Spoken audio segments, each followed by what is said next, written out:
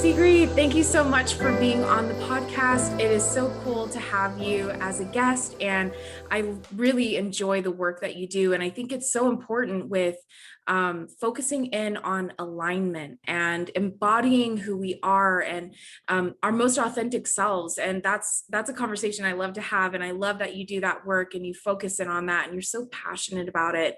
And so it's so cool to be able to have you here as a guest and to go ahead and dive into a little bit more of like what it means to embody and how do we realign or align, and how do we do the work that we need to do in order to be our most authentic selves. So thank you so much for being here.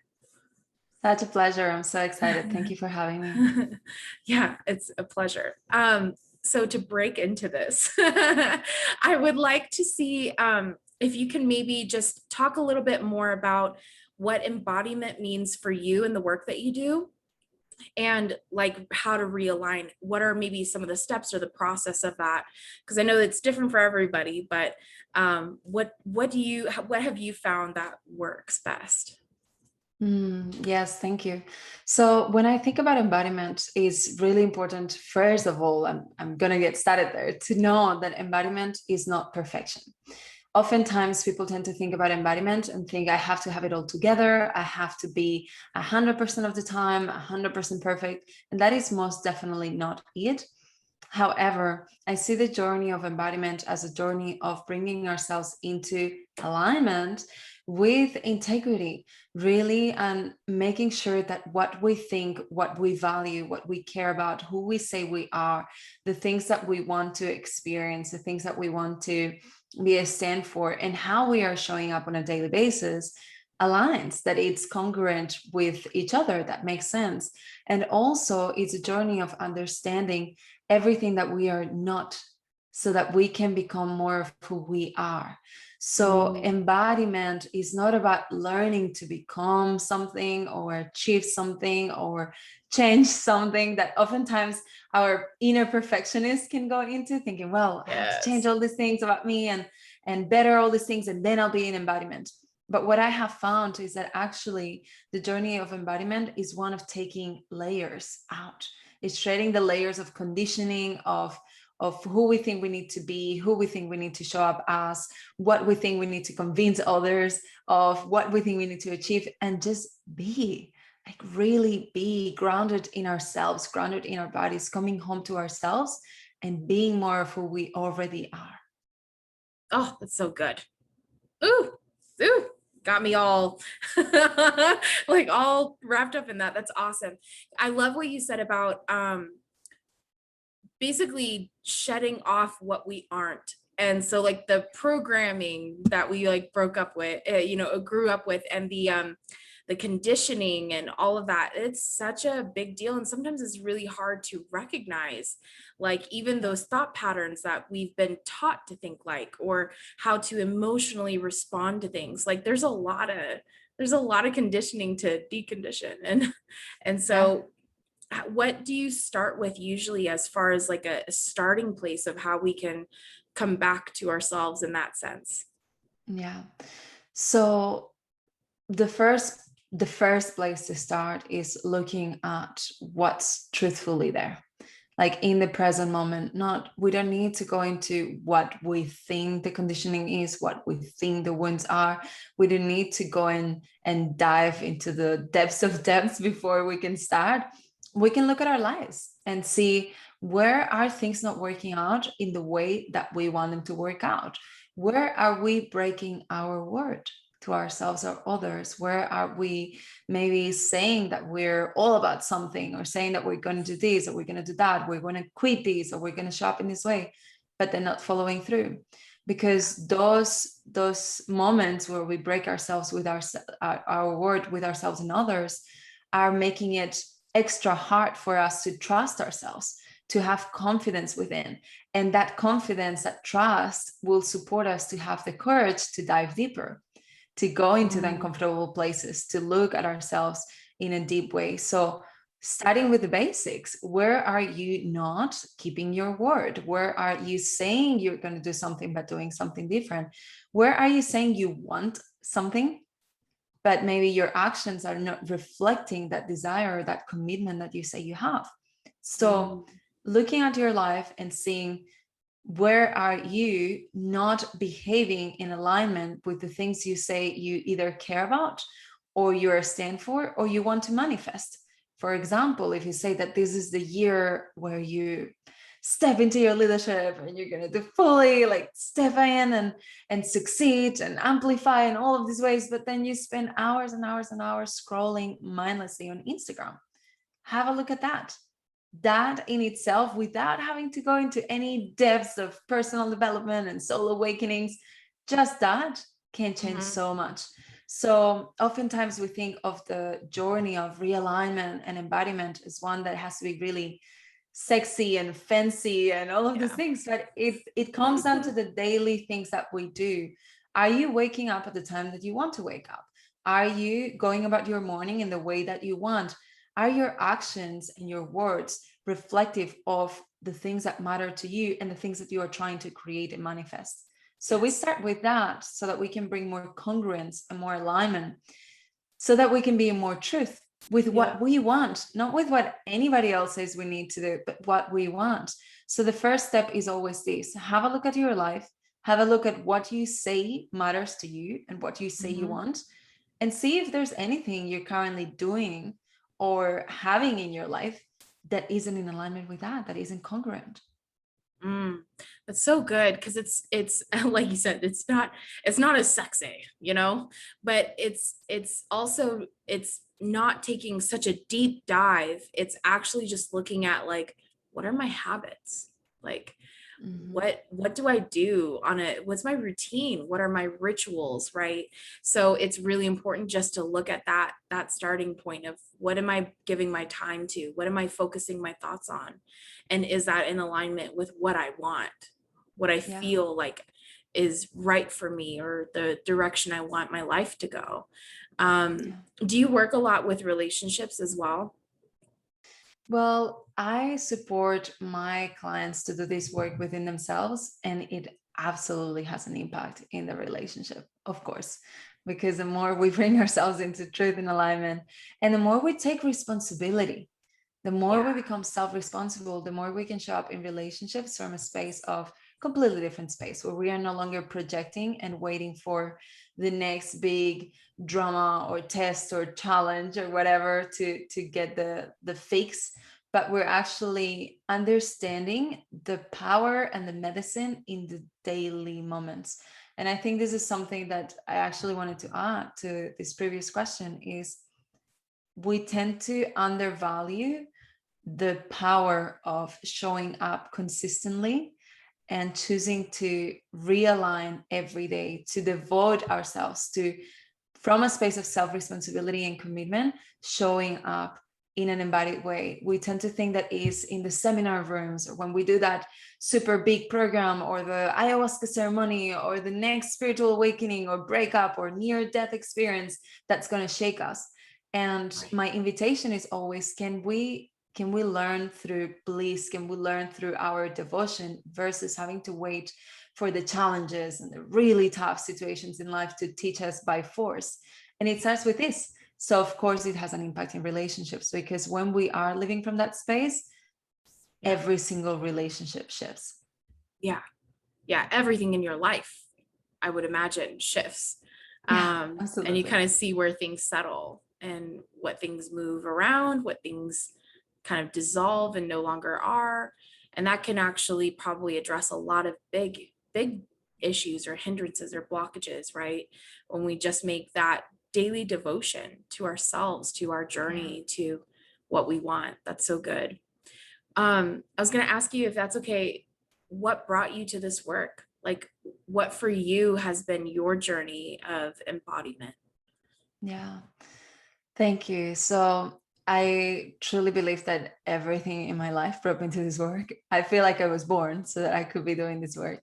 And my journey started, I had a corporate job in a city, and I was doing the type of life that you do, that you spend your salary in food and drinks and clothes and makeup, and then go to the office and hope for the summer holidays and wait for the weekend, and then probably get drunk and then forget about the fact that I didn't like my job and I didn't like my life. And I just went about the regular.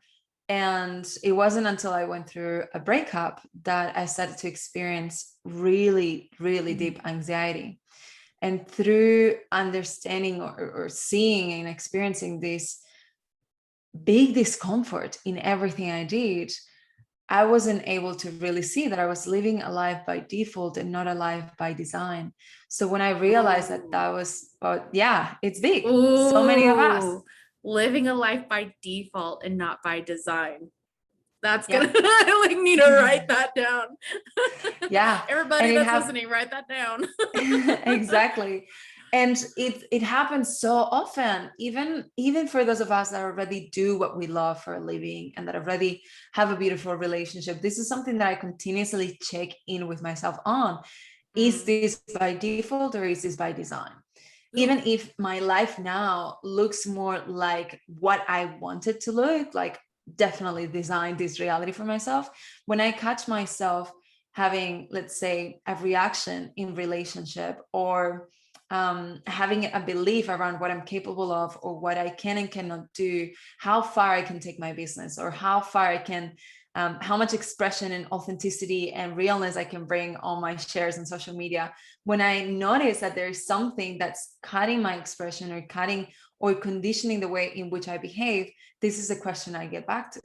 Is this by default or is this by design? Meaning, did I choose this or did it choose me? Did I just fall into it because my culture, my parents, what I learned at school, what I watched on TV told me so? So this is a really empowering question to ask. And back in the day when I asked that question, I realized that none of what I was living, I had intentionally and consciously chosen. So I started to work with a coach and everything opened up from that. But to cut this story short, I started to dive into the personal development work, and then yoga, meditation. Years later, I was introduced to plant medicines. And this is when my work really, truly started. I had done years of personal development and the mindset stuff and the meditation and the yoga and all of the things. But there was nothing that supported me to understand embodiment the way plant medicines did. So forward to today, I sat in hundreds of plant medicine ceremonies with elders from different ancient cultures around the world. And I have had the honor to really see what these leaders look like, behave like, walk like, and understand embodiment to a whole different level. So when I started my coaching business, I initially helped people with self-love and self-confidence. And years on the track, I realized that every single one of my clients was either a coach or a teacher or a mission-driven entrepreneur, and that the thing that they were coming for was this, the embodiment piece, so that they could amplify in their leadership, in their lives from the inside out. And that's what I'm most passionate about. So that's why I ended up where I am right now, because to me, that's everything. And I truly do believe that leadership, business, relationship, those are nothing but avenues for us to see all the places where we are still not free. Yeah. So my journey is one of liberation, and I want to be free, and I want to support people to be free. And the business and the expression and the art and all of those different things that we engage in, they're just mirrors that go, hey, this is where your work is at, which is why I love it so much. Yep.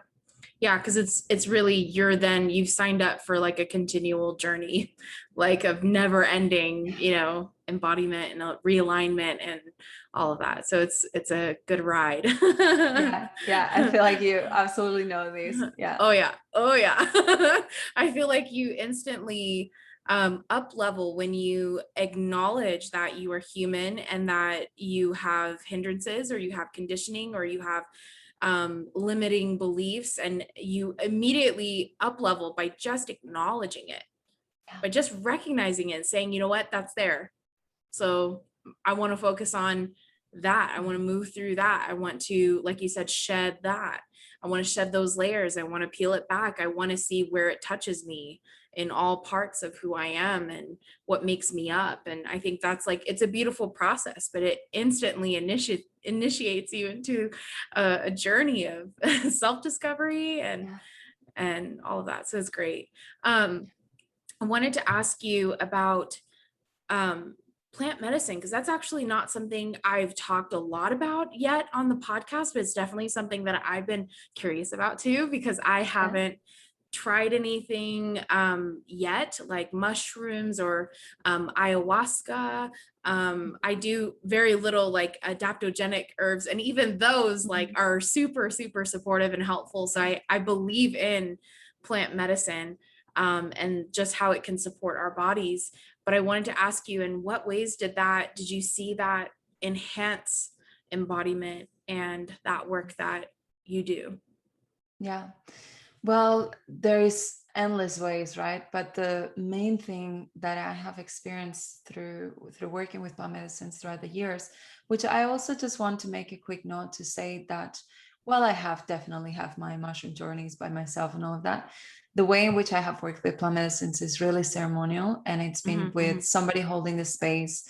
And I recommend anybody listening to this to really make sure that they know who they're going to, that you've been recommended to that person, that person really knows, that they have their decades of experience holding space. There's a lot of self-proclaimed shamans, especially in the US where you live. If you go to California, every second person is like a self-proclaimed shaman. So really working with somebody that they know what they're doing, they have devoted their years, they have experience, and that someone that has sat with them in the past and has had safe and sacred experiences.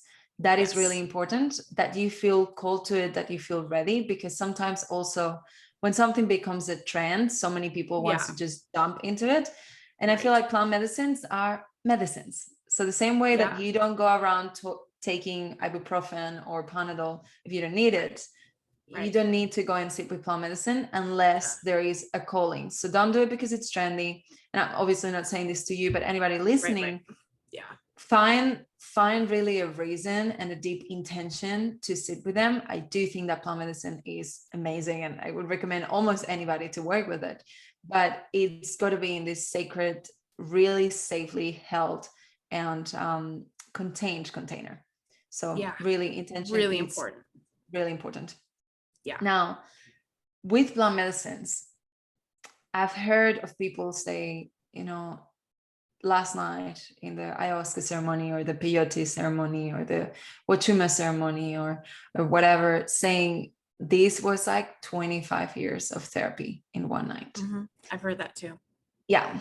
And it is. I've had experiences like that, things that I would have never been able to know, or even like not even know existed within me if it wasn't through those tools. And I've done breath work, I've done psychology, I've done psychotherapy, I've done coaching, I've done somatics, I've done so many different things, but I haven't found anything that supports you to have an embodied experience of what's happening in that way. So basically, you are able to experience, not just get to know in your mind. It's not a concept. It's not like oh, I just realized that when I was a kid, this happened, and then my dad or mom did this. So this must be why I'm feeling this way. And we can sometimes piece that together in a logical way.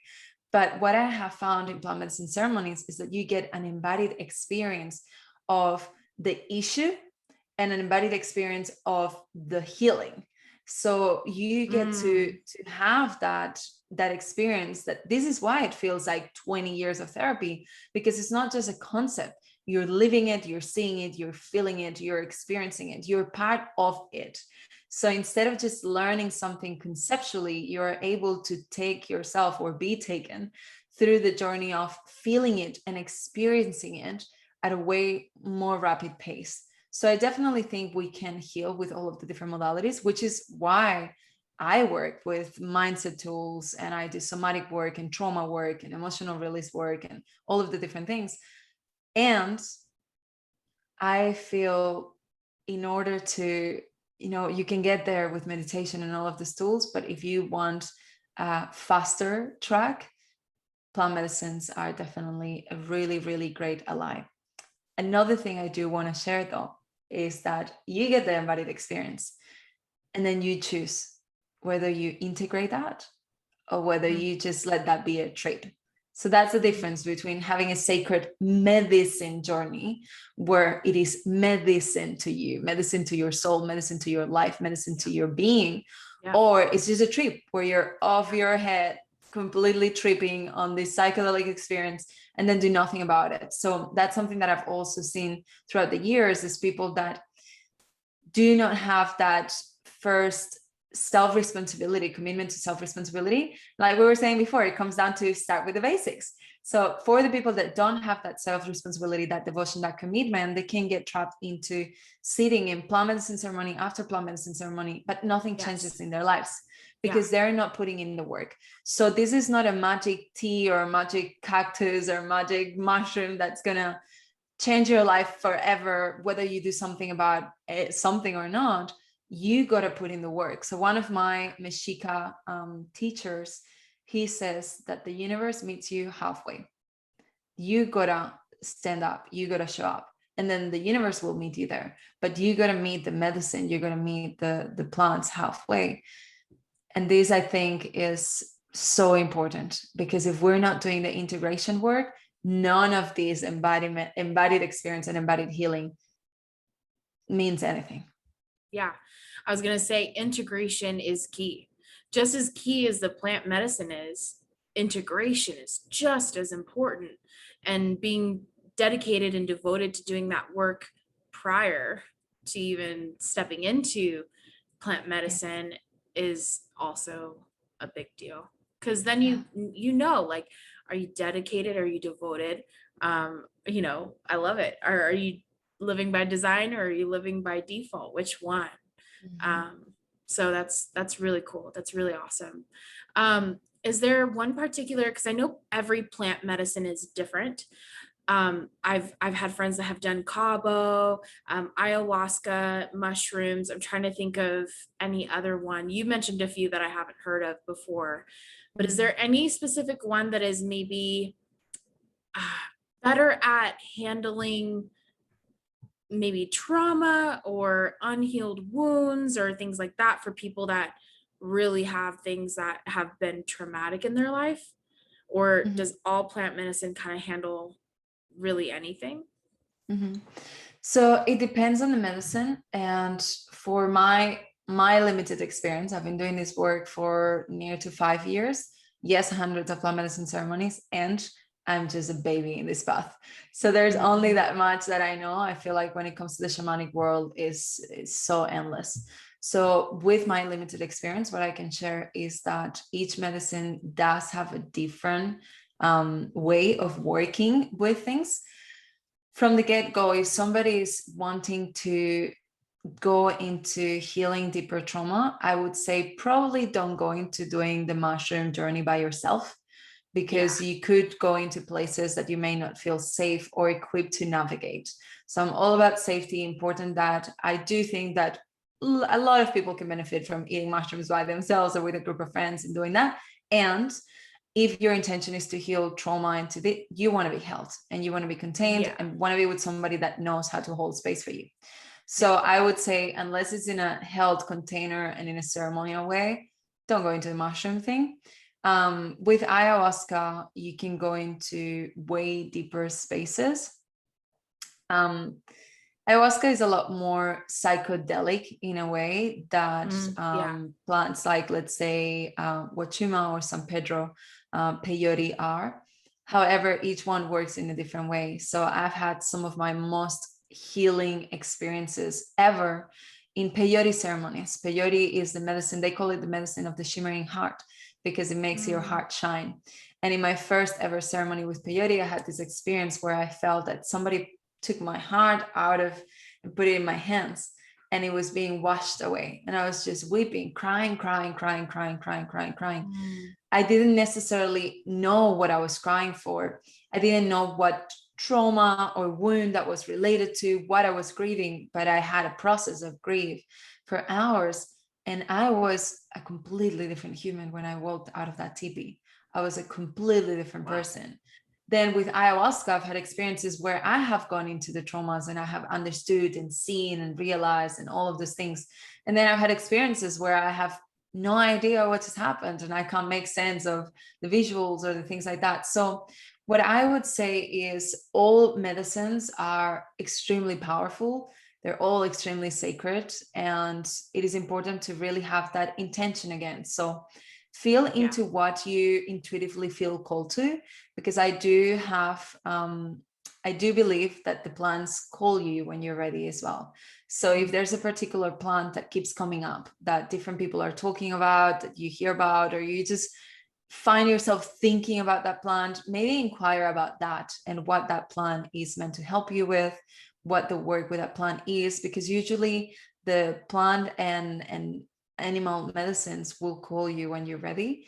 So yes, there is a different way of working with each one, but you can definitely heal wounds and traumas and get to know yourself, and in a way deeper level, with all of them, just in different ways. Yeah, I was going to ask you too, because I'm trying to think of who I heard this from. It was a friend or a colleague mentioned that like mushrooms is more of like, I think they mentioned like it's more of like ancient wisdom, like it's more, maybe more heady, not so heart related, where it's just giving you more of that wisdom, that bigger picture. So I didn't know if that was like consistent with what you've experienced as far as mushrooms versus like ayahuasca or Yeah. any of the others. So I'm going to speak from personal experience. I don't really Yes. want to put these concepts out there as this is how it is, because every person experiences it differently. For Yeah. me, the mushroom medicine is a lot more about the interconnectivity of everything. I think it's Okay. due to the connections that they have, the mycelium network under Mm-hmm. the earth. So I feel Mm-hmm. because they are so connected, I feel that. So even if I've ever done it with a group of friends or people, I will feel like really connected. It's almost like you can communicate without speaking, almost it feels like that. Mm-hmm. So there's this deep connection with the earth, and it's almost like in a way a little bit galactic even. So it's Mm-hmm. got this nature of like, I feel like it activates my inner child, and there's a lot more wonder and connection in that way. For me, it's a lot about curiosity, that medicine, really getting different questions and remembering the innocence and the playfulness of life. Mm-hmm. That's how I experience mushrooms. With ayahuasca, her spirit is the spirit of a grandmother or a mother. So she is, and I call her she because for me it's that connection with her spirit, is a she, and is a deep, deep, benevolent, generous, healing, nurturing, nourishing, fierce spirit. So it says that just like a mother, if what you need is like, hey, you're not doing things right, or this is how you get to do it, you're gonna get that. If what you need is just a hug and a cuddle and just like everything is gonna be okay, that's what you're gonna get. So the experience can shift a lot. She's shapeshifter in that way, and it's really different. You can never know what to expect with ayahuasca. I've Mm-hmm. done it so many times, and I still, whenever I go into it, I have no idea what is going to come up and happen. Um, with the cactuses is usually, particularly with peyote, that I've studied a lot more than with San Pedro. With peyote, I feel is this energy of the grandfather, and it's all about truth. It's all about remembering the truth, and the truth is always love. So whatever thoughts, whatever stories, whatever fears, whatever, I feel like he always disintegrates that and brings me back to what is truth. So it's almost this like fierce remembrance of the truth, which is Mm-hmm. love, and cuts through all of the bullshit. It's not really that psychedelic. It's really felt in the body. It's a really bodily experience, like you're Mm-hmm. grounded in the earth. So each of them has a different feel to it. Yeah. And the more you sit with them, the more you can understand and build a relationship with these spirits, understanding that you are not just Yeah. ingesting a liquid, a tea, Right. or a powder or something. You're actually connecting with a spirit that has its Yeah. wisdom. And it has been here for millions of years. So they carry the wisdom of the earth. And Mm-hmm. yeah, there's so much that I could talk about when it I comes to love it. this. I Yeah. love it because I've never been able to have this in depth of a conversation. It's always been like little pieces here and there. So I'm like putting it together, like, how does this work? So it's really wonderful. I didn't even know that it was, I mean, I've always heard like, Mother Earth or Gaia, or especially with in relation to ayahuasca, but I didn't know like peyote is cactus medicine or medicine from a Yeah, cactus. Didn't yeah, even know that existed. yeah. I'm not sure if I'm the only one. That's so Traditionally, cool. the Native American and Mexica people work with it. So it's a sacrament that they work with. Really, really, really potent work that Native American and Mexica people are doing with this. That's so cool because I'm like 1/8. I hang on to my 1/8 Native American, which is really cool. Amazing. I love that. That's really cool. So that has more of a grandfather spirit, more of like the masculine, I guess, in that medicine type. Is Yeah, from yeah, your experience. absolutely. From my experience of what I've learned, so I've studied with teachers from different parts of Native American tribes and Mexica. I also want to say, because I am, I am a white, young woman that has nothing to do with this culture. I wasn't initiated in this culture. I didn't grow up using these sacraments. I am, as I said, a baby in this path. I'm learning and sharing my personal experience, but with so much respect to the original people of these Yeah. lands that have worked with the sacraments for years. Yeah, no, it's so cool.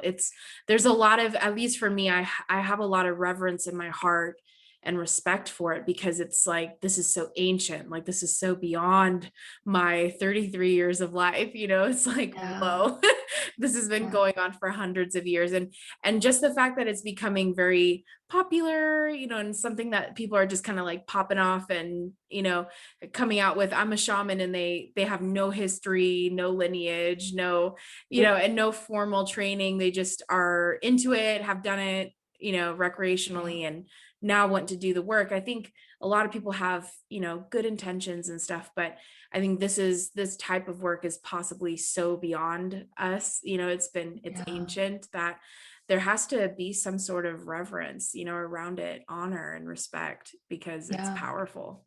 absolutely. And there's to each ceremony, each tradition, each lineage has a design, and there's a reason why the ceremony is held in a particular way. So there's everything from in what way you walk throughout the TP, and like what comes first, what comes next, what prayers are happening, how the songs are sung. Like, there's a design to everything, and the more I learn about it, the more I understand the precision of the work that these people are doing. So it's really important to know that, because I feel there's a lot of it could be a whole other conversation around decolonizing new age spirituality, and really Mhm. knowing that in today's world, I'm all about listening to your intuition and trusting. And we all have an inner medicine woman and inner medicine man, and we can all tune into these entities and energies.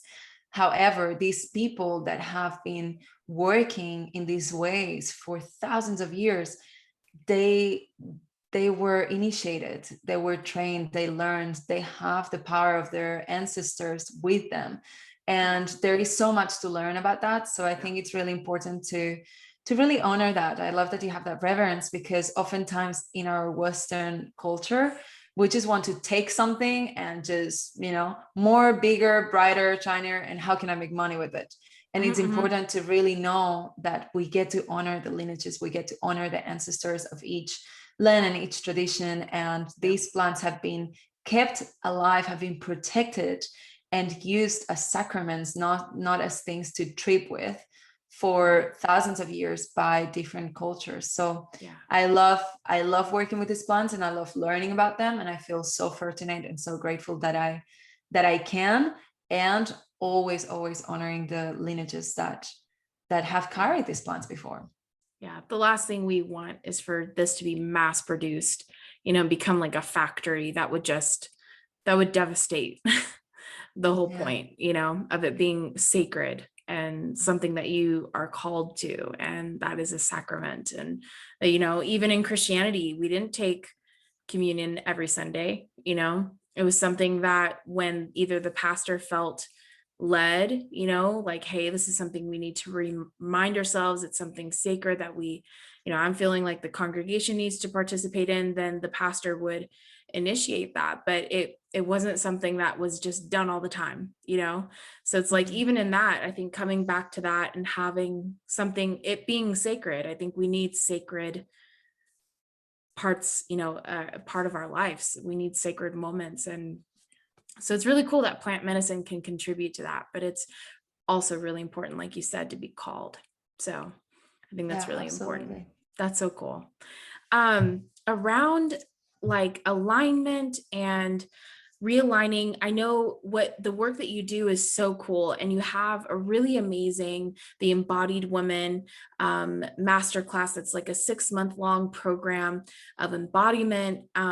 Would you like to share a little bit about that and kind of the process of that, and maybe for the women that might feel called or not sure if they're ready for it or they're curious about it, what that would look like for Sure. them? Absolutely. Thank you.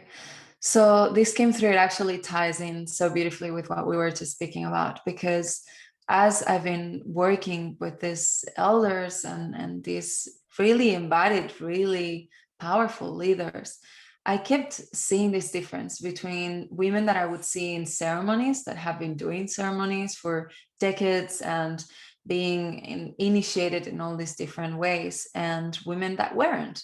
And I kept seeing that the majority of Western women, we find a lot of little girls in women's bodies. And it is because we weren't initiated. We weren't taught how to be a woman.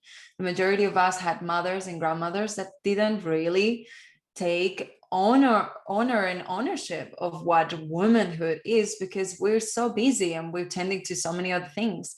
But what I realized in these ancient cultures that I look up to so much and that I feel so inspired by, they have these rites of passage. They have these initiations where women are taught by the elder women in the tribes, in the communities, what it means to be a woman. There's an initiation into that, and same for men. So by no means this is a rite of passage ceremony or anything like that. I'm no one to carry those, but the mastermind was created with the intention of opening this space for women that have walked through their lives knowing that there is another level of embodiment, another level of ownership, another level of yes to their gifts, another level of understanding the truth of who they are and expressing themselves unapologetically in the multifaceted expression that comes. So I wanted to create a container where women could initiate themselves into the most expressed version of womanhood. And this looks different for each woman. All I did was to create a container and hold a space so that we could all initiate, myself included, initiate ourselves through it. Every time I run a program, I take myself through it. So I'm currently in the last month of this current round of the Embodied Woman Mastermind. And I'm going through a graduation because I take myself through it each time. So this is a 6-month container for female entrepreneurs, coaches, teachers, healers, leaders that want to amplify their impact in this world. And they know that this happens from the inside out. So there is sisterhood, a lot of healing around sisterhood wounding and learning to receive, learning to be held. We do a lot of work with ownership, self-responsibility, shadow work and shadow integration, emotional release, trauma work, somatic work. We learn to activate our voices to really own our truth more unapologetically, draw boundaries, speak up for ourselves, basically claim our power and take our power back from all the places where we've given it away through diluting our expression, not knowing how to receive, not knowing how to say yes to abundance, to love, to support, to pleasure. We are learning how to say yes to all of those things, which is basically saying yes to ourselves in a way bigger level. So throughout these 6 months, we go through initiation after initiation. There is different 6 different modules that we go through that taught each and every one of the women in the container how to be a fuller expression of themselves. And this has an impact, like we were saying earlier, in every single area of your life, because this changed these women from the inside out, meaning, yes, it changed their relationship with themselves. Yes, it changed how they view themselves, what they thought they were capable of, what they allow themselves and feel safe to be, do, say, show up as, and as an impact that has had a ripple effect in their relationships, in their businesses, in their leadership, in their income. Every single part of their lives have amplified from that. So the results is so amazing to watch, because there have been women that are doing 6 times more money than they were when they started the container. They have, one of the women found 1.5 million founding for one of her projects, just through learning to open up to receive and learning to be in this space. And other women have had really deep transformations within, really, when it comes to the level of confidence and knowing how to express their truth without the fear of what others will say, what others will think. So it's a homecoming. It's a journey of homecoming, and it shows up in all these different ways. It's definitely the most powerful, I can say this with absolute certainty, the most powerful online container I've ever been a part of. It's next level incredible. My favorite thing I've ever created and been a part of personally. And I've been doing this work for almost a decade. So I've been in many different containers, but this is just such soul medicine for women. And for any woman that is wanting to step up within herself, and then as a leader, as an entrepreneur, I absolutely recommend it. Yeah. That's really cool. So basically anyone who's listening can sign up, and it's from a month from now. So we start the next round in September. And anybody listening to this can head to the application link. I shared this with you, so I imagine it'll be in the show notes. Thank you so much. So they can apply for it, and then we'll get in touch. And before deciding whether they're going to jump in or not, we go jump on a call, have a conversation, and then see if it's a fit. Wonderful. That's so cool. Wonderful. I know that that's like so helpful for anyone that is looking to basically come home to themselves. And then I think right in that moment, you also figure out what you're actually passionate about. I think a lot of times we end up chasing things that we see maybe other people doing that they're passionate or finding success or fulfillment in. And so it's cool that you have that kind of a container, because not only is it coming home, but it's also discovering, what are you actually passionate about? What do you actually have vision for? What do you feel like you're being called to do and called to help, and support in this world? So very cool. Absolutely. That's wonderful. Thank you so much for your time. Thank you so much for sharing. This was just so beautiful of a conversation. And it was really, really inspiring to go into plant medicine. And I love your approach and how you explained it and how you've honored it and respected it. And that's so wonderful. So couldn't have been a better intro for the soulish peeps listening to the podcast, who are plant medicine curious and don't know much about it. So thank you so much for sharing your wisdom and experience. Yeah, thank you so much for having me. It's been such a pleasure. Thank you. Yes, thank you.